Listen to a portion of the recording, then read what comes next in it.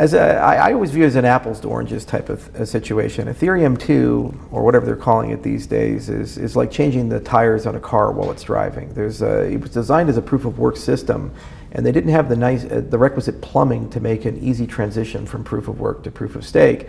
And there's a lot of things in that infrastructure that have to work very well. It's a multi-client environment, so the clients have to work together. There's tons of exchanges that support it and have to upgrade. They have to fire all the miners. It's not easy to do that in a $200 billion ecosystem.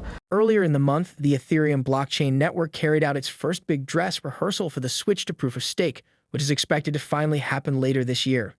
After repeatedly pushing back the final switch from proof of work to proof of stake, the second largest blockchain network seems just on the verge of making the historic merge. In an interview he granted during Consensus 2022, Cardano founder Charles Hoskinson comments on the upcoming switch on Ethereum's mainnet. The American entrepreneur and co-founder of the Ethereum blockchain platform also discusses some qualities of the Cardano blockchain that make it better than the Ethereum blockchain. Hoskinson, however, notes that the Ethereum network significantly contributed to the development of the Cardano blockchain protocol.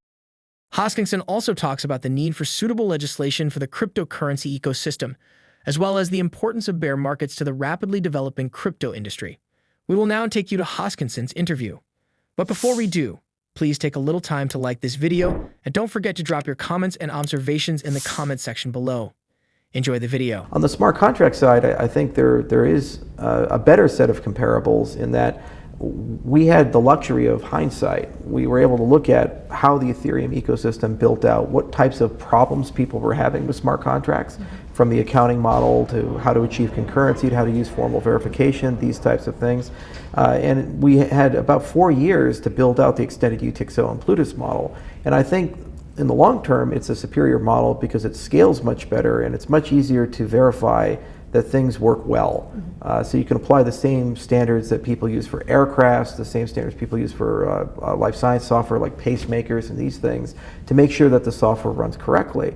And the marketplace will ultimately decide what they like more. The good part of Ethereum is that it's kind of a giant aggregation point of a lot of really bright people and a lot of great dialogue. So it led to the rise of the DAO movement, it led to the rise of the ICO revolution, and in many ways a lot of the cool things that we in this industry know, love, and treasure. So it almost reminds me of Frank Lloyd Wright. He was a very tough boss to work for. And so he would give new architects who'd come on board the impossible house to design. He'd give all these weird requirements. And they would spend weeks and weeks and weeks writing up the blueprints, and eventually they'd show them proudly and say, "We figured it out." And then he'd look at it and say, "Oh, that looks great." And then he'd burn them right in front of them. And then they're like, "Oh my God, I've worked weeks on this." And he says, "Well, now that we know it can be done, let's decide how we want to do it." And that's really the difference between Ethereum and Cardano. Ethereum is the first set of blueprints, it's a second generation, and it really has given the entire industry a great set of business and design requirements. And we've had the luxury to be able to stand on those shoulders and build better. And Ethereum itself is trying to stand on its own shoulders and build better. And we wish him well.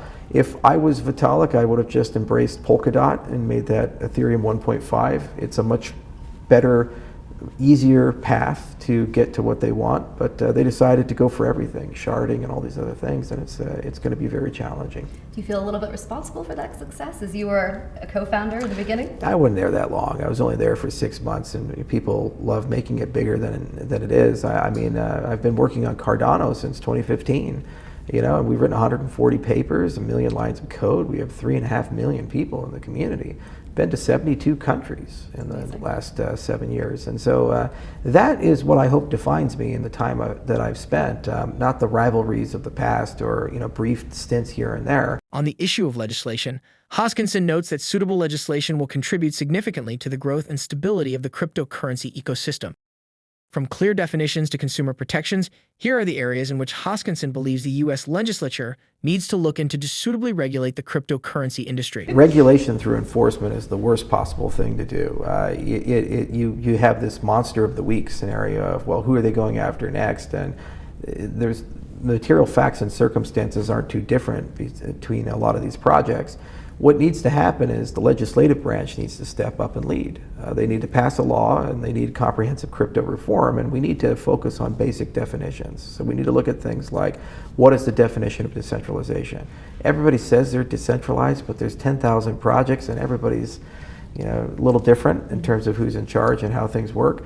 We need a consumer protection bill of rights, a crypto user's bill of rights to define what rights you have, what rights that you don't have if you use a cryptocurrency, these types of things. And I think that helps create the clarity that we need to move forward. I mean, you can't have a situation where if a political administration changes, the entire regulatory regime changes. That's why countries in the developing world never get direct foreign investment. Because people are always worried, well, if the guy at the top goes crazy or gets replaced, every contract we have, every deal we have, every understanding we have commercially ends. I mean, look at Venezuela, pre-Chavez, post-Chavez. Pre-Chavez, a super wealthy nation, great place to be an oil producer, post-nationalizes the whole business. So one person can make a dramatic difference if you rule by executive fiat or you regulate through occasional enforcement here and there, either aggressively or in a laissez-faire way. So the industry needs to change. Now, do I worry? No, not really. I mean, Cardano is a completely decentralized ecosystem. There's, as I mentioned, over 3 million people. There's 15 plus firms that work on core development. It's on the basis of peer-reviewed research, which is intrinsically decentralized. I mean, you look at these other projects, they have these heroic efforts of small teams of highly hyped scientists.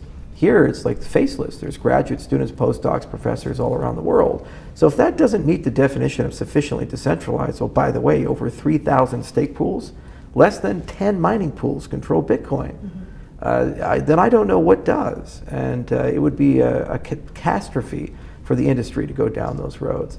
But it's any given Sunday right now. This is a difficult regime to deal with, and we're just working our way through it as an industry. Hopefully, though, the better angels of our nature will prevail, and we have things like the Financial Innovation Act, HR 7614, and also the Biden executive order does seem to be a bit more reasonable about things. And so I think they're going to kind of collide together, and in 2023, it's very likely we'll see some reform that will add clarity that we need in the industry. Last month, after the collapse of the Terra network, Hoskinson had predicted that Bitcoin could hit $15,000 before the bear market ends. Within the past 5 days, we've come dangerously close to Bitcoin hitting $20,000 at least twice. Bitcoin is currently trading at $19,036. The relative strength index is also at an all-time low of 39.84. If the free fall continues, we could possibly get closer to Hoskinson's earlier prediction within the next few days.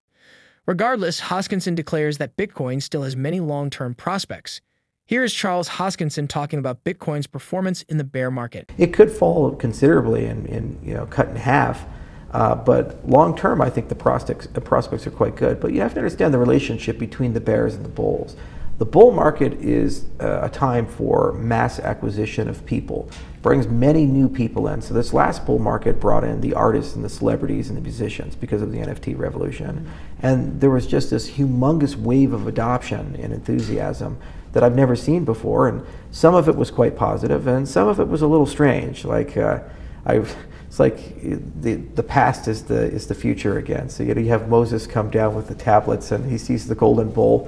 And then you go to Bitcoin Miami in 2022, and they literally have a golden bull outside. You're like, okay, I guess we're doing this again. So you see a little bit of that. But the bear market is actually much nicer for us as builders because people are much more collaborative. They tend not to be looking for a land grab, the poaching disappears, and you get to the business of building, and people really focus on technology. So the last bear market set up the bull market of 2021, and there was 2 years of building to get to that. So whether this lasts 6 months or 2 years, it doesn't really matter. People are sufficiently capitalized that great things can be done. And I'm really looking forward to the next wave because we have things like quantum resistance coming, recursive snarks coming, and dozens of other foundational technologies that will make crypto much better, much more secure, and ultimately much more useful to a lot of people. So the next wave, probably you'll see 1 billion people around the world using it. So this is really our opportunity to put our nose to the grindstone, collaborate, work as an industry, and hopefully get a lot of housekeeping done from standards and interoperability. We kind of need our Wi-Fi moment, our Bluetooth moment to get everything to work together, and also legislatively to get laws passed that help solidify the industry and standardize and protect people for the next bull run that comes, whenever that is. There is no doubt that Hoskinson is one of the most revered industry leaders. According to a recent tweet, he would be appearing before the United States House of Representatives Committee on Agriculture on June 23 to talk about the blockchain and cryptocurrencies. It seems Congress is making giant strides in getting the industry regulated. What do you think about Charles Hoskinson's interview? Please drop your comments and observations in the comment section below, and don't forget to hit the like button. Thanks for watching.